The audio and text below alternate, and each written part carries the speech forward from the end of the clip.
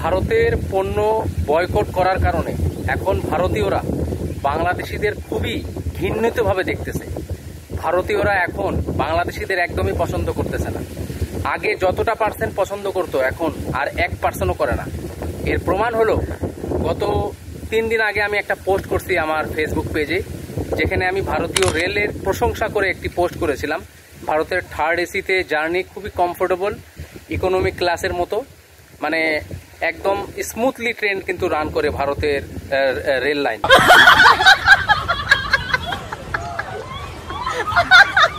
ভারতের রেল, কারণ তাদের লাইন কিন্তু অনেক উন্নত মানের, আর গরমে তাদের লাইন কিন্তু বেকায় না। তো এইভাবে আমি একটা পোস্ট করেছি, সেখানে প্রায় 2500 কমেন্ট আসছে, যার মধ্যে 98%ই ভারতীয়রা। তারা আমাকে সেই রকমভাবে আক্রমণ করছে যে ভারতের পণ্য বয়কটের পর তারা আসলে চরম ঘৃণিতভাবে দেখতেছে বাংলাদেশি নাগরিকদের।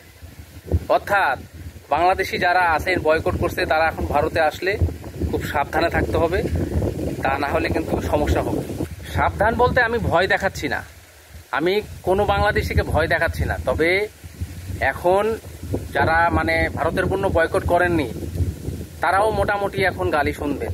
কারণ এখন আমি একটা পোস্ট করেছি, আমি কখনোই আমার ইউটিউব চ্যানেল বা ফেসবুক পেজে ভারতের পণ্য বয়কট আন্দোলনের ব্যাপারে কোনো পোস্ট, মানে আন্দোলনের ব্যাপারে না, আন্দোলনের বিরুদ্ধেই কথা বলছি, যে আমি আন্দোলনের পক্ষে নয়, ভারতের পণ্য বয়কট করব না, এটা আমার ব্যক্তিগত ব্যাপার। কিন্তু তারপরেও এখন ভারতীয়রা বাংলাদেশিদের খুবই ঘৃণিত চোখে দেখতেছে, মানে খুবই ভয়ানক অবস্থা। আমি যে পোস্ট করছি সেখানে কিন্তু ব্যাপক আক্রমণ করছে। মানে ভারতের রেলে যে 3rd এসিতে যে কম্বল আর চাদর বালিশ দেয়, তারা বলতেছে যে সেই চাদর বালিশ নাকি বাংলাদেশিরা চুরি করে বাসায় নিয়ে যায়। অর্থাৎ বাংলাদেশের 70% জনগণের জন্য এখন বাকি 30% বাংলাদেশি জনগণকেও এই সাফার করতে হবে, কারণ তারা ব্যাপক নোংরা আর হিংসা ছড়াইছে এই ভারতের পণ্য বয়কট আন্দোলনে।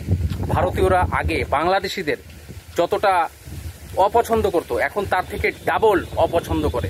আর এটা জানতে হলে আমার ওই পোস্টের কমেন্ট দেখলেই আপনারা বুঝতে পারবেন যে হিংসা কতটাই বাড়তেছে। সর্বশেষ এইটুকুই বলবো, এখন ভারত এবং বাংলাদেশে তাপমাত্রা প্রচণ্ড।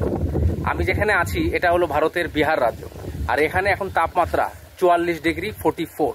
আজকে এই মুহূর্তে এই যে রোদে আমি এখন কথা বলতেছি, ভিডিওটি বানাচ্ছি 44 ডিগ্রিতে। কলকাতাতেও 44-45 ডিগ্রি। অর্থাৎ খুব বেশি প্রয়োজন না হলে এই মুহূর্তে ট্রাভেল করা থেকে বিরত থাকুন, কারণ এখন অনেক হিট স্ট্রোক হচ্ছে।